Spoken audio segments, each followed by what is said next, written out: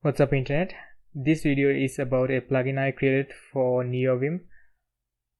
This is only working on Neovim and it has to be 0.5 version or later version because I'm using Lua. I'll show you how to install the plugin and I'll show you how it's working. So the instructions are there. You can use any plugin managers, For example, this is what you would put in your configuration to install nvim-terminal using vim-plug. I'll copy the line, then I'm using a different plugin manager, by the way. I'll go here and I'll put pacman and I got this statement, so I can resource the file to install the plugin. I can pass percentage to pass the current path of the buffer. Then I'll close and reopen. Now we need to create a shortcut or key map.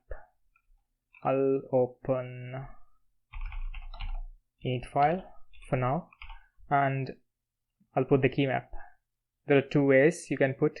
You can directly import the module in the key map itself, or you can just import it first then use it. I'll use this one, kinda looks clean, I guess. I'll paste it here. So we are importing terminal. I'm using double OP, kinda. So this is how you would create an object, and I'm using that object inside the key map itself. Alright, I'll save and quit. Now let's reopen. Now if I hit the space T, that was the key bind. I'll open that again, init.lua.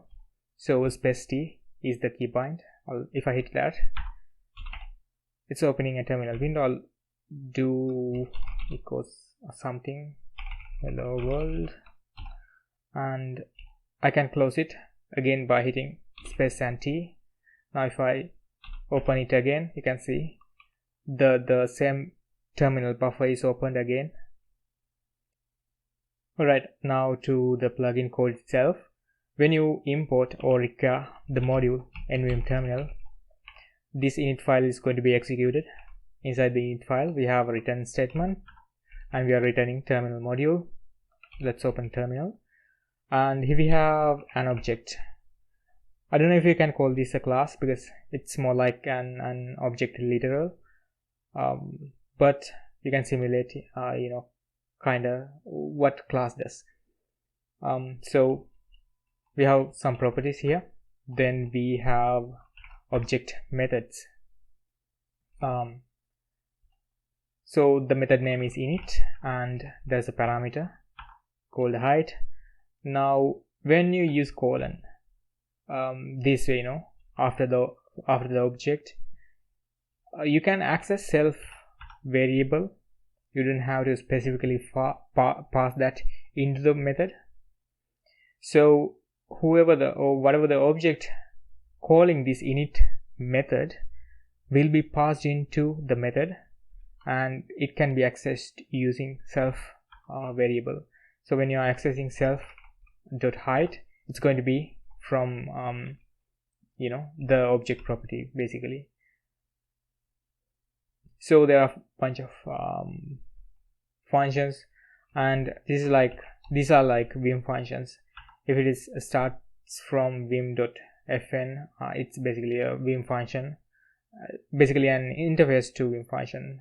Then we have I have created a variable called v to access vim.api APIs. Then let's find something alright, this is a new Lua API and vim is valid. You can check if window is valid or not using the window ID. So there are stuff like this, and I'm using both nvim-lua functions, new functions, and APIs, and all the functions and some commands as well, because to create a window You can create a floating window using Lua APIs, but not a regular window as far as I know. So that's why I'm using some commands to create windows and all that. So, basic stuff. You can go through the code and it's really easy to understand. There are no many lines. It's really simple. Yeah, I think this is it. Thanks for watching. Have a nice day.